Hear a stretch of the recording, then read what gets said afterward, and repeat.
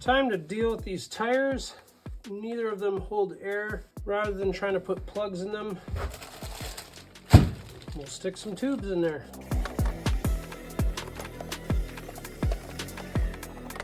Definitely gonna need to put this on the ground, get a little more body weight onto it.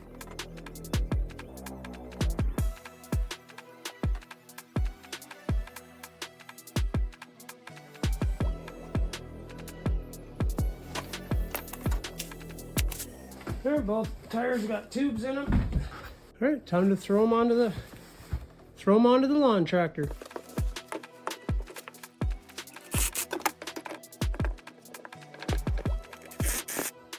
There we go. I think we're ready to throw it on the ground and maybe take it for a test drive.